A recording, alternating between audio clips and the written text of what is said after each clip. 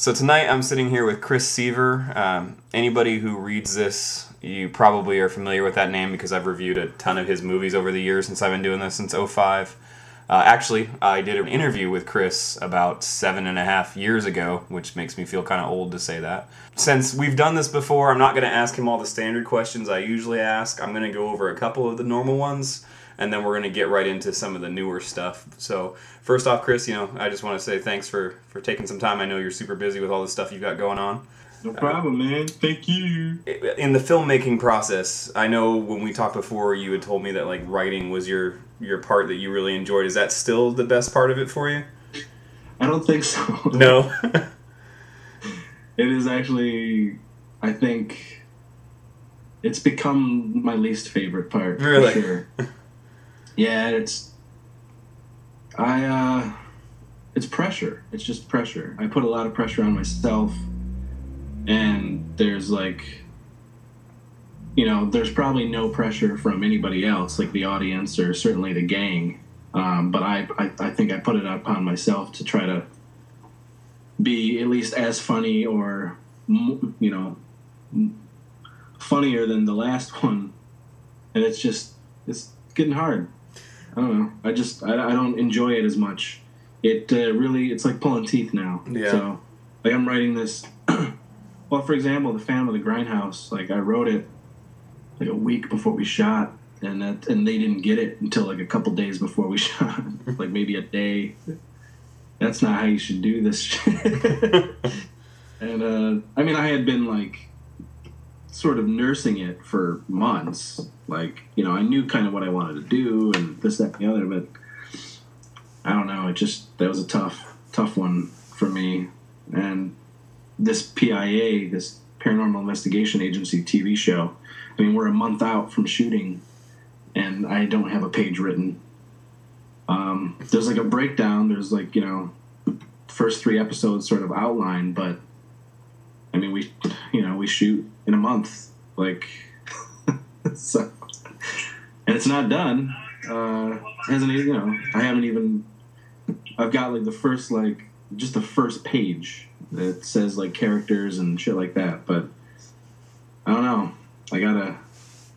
I just find it's dread for me. It's just and this is a format that, because it's a TV show and it's a mockumentary show mm-hmm. Parks and Recreation. Mm-hmm. So it's not a style that we are used to, because it's scripted, but I'm allowing for some improv as well. I normally don't, but because of the nature of the show and how we're kind of the inspiration is Parks and Recreation or The Office or something like that, or it just follows the day-to-day lives of these paranormal investigation dudes and their shitty jobs and how they're treated by the government and shit like that. And it's a comedy, of course.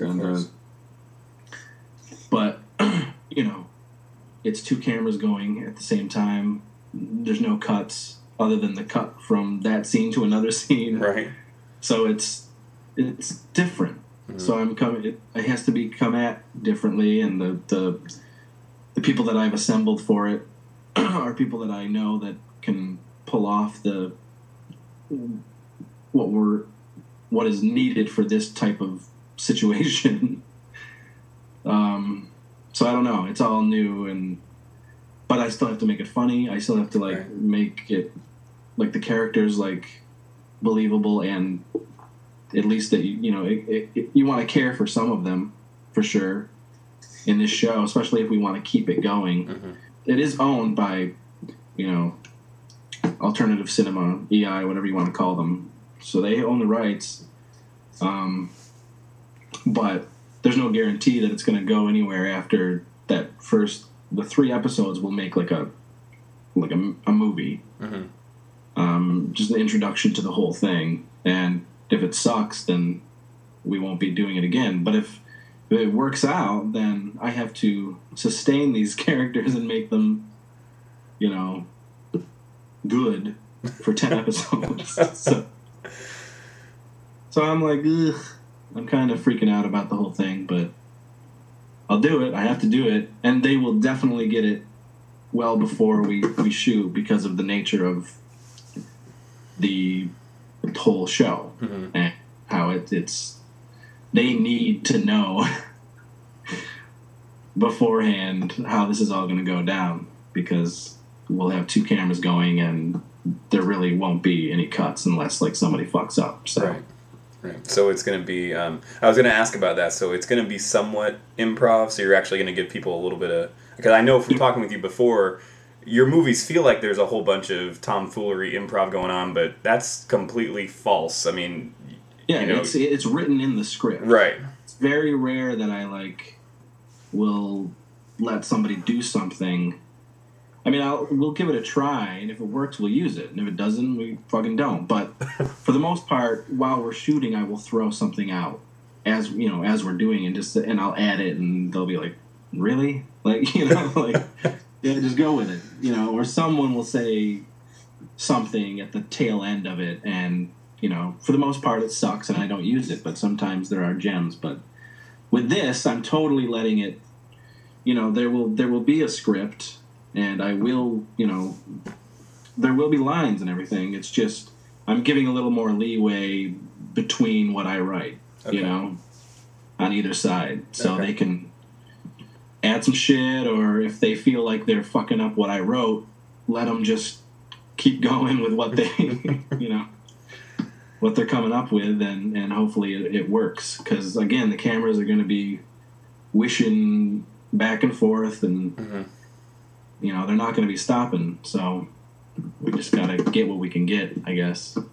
And I know in talking with you before about your movies, part of the thing with your movies is that, not that you could use just anybody to do your movies, but you could get a performance out of just about anybody that showed up. Not everybody, but just about anybody, because you did have everything all figured out and you knew exactly what you're going to have them do. So is that a concern with PIA, that you're not going to be able to get that performance because you're going to let people actually have some free reign of their own? No, because I mean, these are the people. I mean, it's the same group. Okay, so it's people that you're familiar with, and they have this range in them to be able to do it. Yeah. Okay. The people that followed. I mean, it's the same group from LVP that just went right over to Warlock. Okay. We lost a couple here and there, and we got a couple new people. But for this particular project, I knew who I was going to handpick from the group that could pull something like this off. Okay. And I've worked with all of them for so long. Okay. So. Cool. There will be a shorthand, and I know their styles. Right. So. Okay, cool. Well, you kind of answered the other of the older questions I was going to ask, but just in case we missed anything, so I know your most recent project was Phantom of the Grindhouse. That's the most recent completed one, or almost completed one. Other than that, I'm doing editing. I'm waiting for visual effects. Okay. To come back, and then Clint Kelly, who's our cinematographer, he's going to come down and color correct. So, I mean, for the most, I mean, it's almost done. And so. Clint Kelly, was he the one that shot Sexsquatch as well? Yes. Okay. He's also in Death o' Lantern. He's in Sexsquatch as well. Okay. So, but I mean, he and I work really well together. So he's shooting PIA as well. Okay. So we're gonna have a second shooter on that too. So, but yeah, we just he's good at what he does, and he kind of gets my whole way of shooting, and it didn't take him long to assimilate to how a Chris Seaver movie is, and he was quick with it, and he gets some really good shots, and we've been able to. I don't know. It's good. We work well together. So I think he's. Oh, I'm sorry. I think he's gonna stick around. Okay. I hope he's gonna stick around. So was Phantom? That's your most recent project, or do you have anything else in the works right now too? I mean, Sexsquatch is the most recent released project, and that's coming up this Tuesday. At the end of the month, yeah, right? I think it's the 26th, I think. Something like that. Yeah, towards the end of the month, after this interview comes out, and then I mean, yeah, we just shot Family Grindhouse in January, and we've just been working on this PIA thing. I'm trying to get that ready because we shoot in a month. Okay. So, I mean, I'm doing that High 8 project. Mm-hmm. That Brad Sykes put together, him and Tim Ritter. So I have a segment, and we'll shoot that probably at the same time we'll be shooting the PIA, because it's only 10 minutes. Okay. And I already know what I'm gonna do. So. And from what I understand about that, that's actually going to be, it's the same, kind of spiel as VHS with it being anthology, but you guys are actually shooting on VHS compared to the movie VHS, which didn't shoot anywhere near being on VHS. It's cool because it's they gathered all the people who did that. Mm-hmm. We all shot on VHS and sometimes still do. I mean, with Warlock, all the Warlock movies, other than the bigger Warlock films, they're shot all on VHS. We shot them all on VHS again, and ours will be shot on VHS. And what's cool about it is that it's not an anthology. It's I mean, I guess it is, but it isn't. It doesn't it's not really gonna do what VHS tried to do. Okay.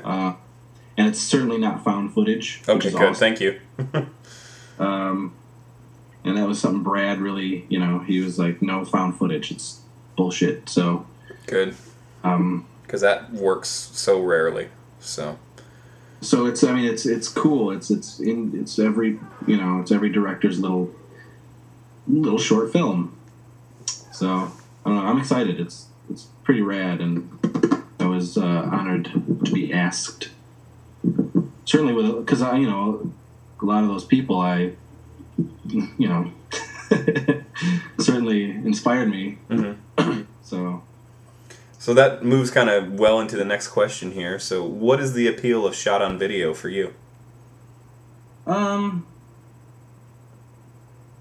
I mean, growing up, it's what I did, and I was a backyard filmmaker, and I shot on VHS from 7 years old until 2000, basically, until we got a mini DV camera. I just love the look. I love how raw it is. I love that you can just pick it up and go do what you want to do, and growing up watching all that crap, running it and being like, whoa, like these guys are really doing it, and it's out there, and I'm doing the same thing, and I like the whole do-it-yourself feel of it, and it's just so much. Again, it's so raw. It's like you can't get more raw than that shitty-looking video feeling. It's just like it is. Birthday video. It's like, but it's a movie, and you're. Right. I don't know. It's cool. But obviously, it has nostalgia connected to it. Mm-hmm. But I don't know. I've always liked shot on video stuff. It's. And I know that there seems to be kind of a big. You're not the only one that's doing the whole shot on video coming back now, and it seems like, not like you were the first to bring it back, but it seems like there's a lot of people that are all doing it all at the same time now. What do you attribute that to? It kind of happened with LVP as well. And when I started LVP, and LVP got sort of noticed, there were suddenly 3 or 4 other companies that were suddenly, whoa, wacky horror comedy. Yeah, I've reviewed a few of those. This is our gang and all that shit, and that popped up. And I knew it would happen with Warlock too, but I mean, it certainly was. We weren't like the first people to be like, "Hey, let's bring this format back." It was happening all around us, and that's why one of the reasons I started Warlock was because I was like, wait, like people are looking for this again, and this is cool. Like, this is like the perfect thing to do now that LVP is over. Like just to go back and not care and have fun, and just, it's okay to be shitty. It's okay to have the bad lighting and bad camera work and bad effects and bad acting and all that stuff. And making those shot on VHS films was just a shit ton of fun. Nobody was telling anybody what they could do. You know, it was just play by your own rules, and I like that. And so I think when we did, obviously, I mean, it's glaring. Once Warlock came out, months down the road, a bunch of others popped up and doing the same exact thing. Like, we're new on the scene, and, you know, this is vintage shot on video stuff, but whatever. I mean, I don't really see it as a bad thing. I just see it as like, yay, more people are doing it, and you know, helping the whole movement or whatever the fuck it is to to enjoy VHS again, and I totally think it's all nostalgia. It's just all like that feeling of getting together with your buddies and watching something you shouldn't be watching and eat pizza and fucking, you know, just having a good time. So, I'm all for it. I think it's awesome. Well, obviously, I mean, if there's a bunch of other people trying to copy it, that means there's a bunch of other people out there that like it. So the more people that like it, the better off it is. So, I mean, when we started Warlock, like, I was shocked at how well we did. Like, how, like, it was received, like, right off the bat. So... And how much of that do you attribute to shot on video, and how much of that do you attribute to just LBP in general, just the fans that came over from what you had done previously? Well, because at first we didn't let anybody know what was going on. We made it seem like it was a legit company that you know, like, rose from the ashes. Right. Yeah, I remember it went under in the 80s, and now we brought it back, and we bought up the rights. And you know, people didn't really know, because we had a lot of people say that, oh yeah, I remember these Warlock videos. I remember people posting stuff like that on Facebook. Like, no, you don't. So at first, you know, it was just the holy shit, like, shot on video horror that came out of nowhere. Like, what is this? You know what I mean? So it really was. I think it certainly helped once people did find out that it was all the same people, right? Because we did get that audience, and now it was, because it's essentially new stuff that Chris Seaver and the gang are doing, right? So we get that fan base as well. And I do enjoy the fact that nobody uses their names. That you've got such cheesy pseudonyms for everybody. Yeah, because we wanted, and it really wasn't about hiding this person or this person. It was just like, right. I mean, if you're familiar with LVP, it's pretty obvious who this is. You know, if you've seen these movies before, there's no hiding, you know, Jason McCall or, you know, any of the regulars that you know from these movies. So, yeah. It was just, those are the names that you would get. You know, you would get really weird names in those movies. Right, because nobody wanted to be associated with that in real life. They wanted to help their friends out to make that movie, but then they wanted to go back to their job and not have to tell people, oh yeah, I'm that dude that was in that movie about talking turds that came from outer space and killed people. So, well, you know, it was fun to just have a list of names that everyone would use, and and you guys came up with some good ones. So I was impressed with some of the names that were listed there. That was some of the best chuckles I got on some of the movies, was just getting to the end of the credits and just seeing what you guys had come up with for fake names. So, you know, unfortunately, we did it for Sexsquatch as well, and I don't know why, because that wasn't, you know, it was never intended to be a vintage release. It was always going to be hey, Warlock got some money and we were able to make, like, a new movie. Right. And, you know, and so I don't know why we sort of went with all the fake names on that one either. But, I mean, so, whatever. I mean, Phantom won't be like that. Yeah. With Warlock's focus being shot on video, what made you decide to make Sexsquatch the first modern Warlock film? I mean, the plan was always to do 1 or 2 modern films a year. Okay. Because just me being me, there's no way I could stick to only doing the VHS stuff. I wanted to do more with technology. And I wanted to make a good-looking film, you know, even if the content wasn't going to change that much as far as my sensibilities, at least the look of it could. So, you know, the plan, like, you know, the plan was to always make at least 2 good-looking movies in the midst of all the vintage stuff. Okay. And Sexsquatch was just happened to be the funny thing that I was thinking of at the time. Like, that's what we'll go with. Okay. Sexsquatch. So. And what would you say are the differences between the average LVP film versus the average Warlock movie? I mean, other than the fact that, you know, shot on video versus the newer LVP being shot on, you know, the better cameras that you ended up with as the later years of LVP went on. Is there a big difference between them? Yeah, vintage. I mean, when we do a vintage movie, it's you know, you're anchored to the 80s. Okay. So there is no tomfoolery. There's no Seaver talk. You're not going to get any of my dialogue. Okay. I tried to stick very close to, you know, normal human being, like 80s dialogue. As written by bad screenwriters. Yeah. Okay. So it's super cheesy and you know, it's just got 80s stink all over it. and you know, and I think with like something like Happy Holidays or Dingleberries, you know, more of the Seaver weirdness is going to, you know, obviously crept through. Mm-hmm. But we still, you know, it still wasn't as overtly bonkers and over the top like LVP is. Mm. And it's just, you know, and it was hard at first when I started writing those Warlocks because it was tough to not write like me.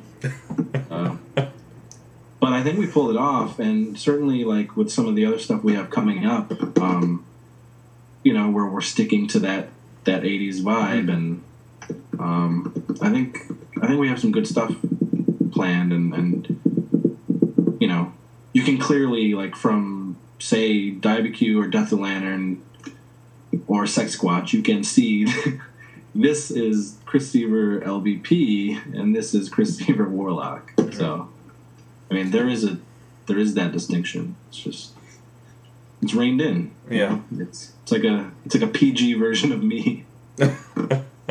But not really PG. But yes, yeah. You know, I did notice that Sexsquatch seemed to have a few more of the kind of dialogue bits that I expected from the old LVP stuff compared to all the other Warlock films that I've seen so far. Yeah. You know, I just wrote it the way I usually write it. Right. It did feel more like a LVP film versus a Warlock film. Oh, yeah. So, and, like, you know, we tried to give that we tried to do both. We tried to, like, mix the universe, mm-hmm. LVP and Warlock, so you had a couple of characters from each incarnation. Mm-hmm. But you know, not everything's gonna be like that. Like, there's no, like, reoccurring characters or anything like that in Phantom. That's all new. I mean, and it does. I mean, it does feel like LVP, but it also feels like Warlock. So it's good. You know, anything that I do is going to have an LVP feeling in some way. It's just because that's who I am. And yeah, I mean, if you do that for 20 years, you know, it's kind of tough to completely erase that from what you do, and I think that's understandable for anybody. You're going to get the group. You know, you're going to recognize everybody. Right. You know. Right. And I think that's what a lot of the people who watch your films are looking for, is they want to see those people that they recognize, but they want to see them doing things they haven't seen them do before. You know? So to kind of go along with this here, what made you decide to scrap low-budget pictures and move on to Warlock? It was, you know, money and getting burnt out and feeling too overwhelmed and stressed and really not wanting to make the movies that I was getting paid to make, and getting paid badly. So it just, you know, I felt kind of like taken advantage of, and but not in like a, it's weird to say, not in like a terrible way, but I knew I was getting taken advantage of, but I was going along with it. Because these people knew that I would make, 4 or 5 movies a year, and they could pay me, very low, and they'd still get the content. Right. They knew I wasn't gonna just, not do it or like stop in the middle of it or anything like that. They're like, yeah, I'm gonna get like 2 or 3 movies out of you, but I'll give you this much money. And it was more about, oh shit, I have rent, or I have bills to pay. I have to do this because I need that money. I don't have like a normal 9-to-5 job, and this is what I do to stay floating. So, and I was just doing that way too often, and I just wasn't having fun. Nobody really was having fun. Right. So, and in the last like probably 5 years of LBP, we got a little more known, and it became once again more pressure to sort of outdo everything else, and that sucked. And I was having like anxiety attacks and panic attacks and fucking going to the hospital for it, and it was just bullshit. And it all came down to just no fun. It just wasn't fun. So. Yeah. Well, I could see how that could be tough. I mean, with as many movies as you have under your belt, if you're always feeling like you have to do better than the last one, which had to be better than the last one, which had to be better than the last 37 before that. Yeah. So, I know, just me being a fan, I think I told you before when we talked before, I first saw you at the Tromedance, New Mexico Film Festival with Heather and Pugsley Drop a Deuce back in, what was that, 2004? I think it had to be 2004. So I've been watching your movies since 9 years now, and I have pretty much a whole shelf in my movie room is just your movies because you make so many of them. So I could imagine just the pressure if you always feel like you have to do better than that last one when there's that many to choose from that you have to do better. So yeah, I can completely see what you're talking about there.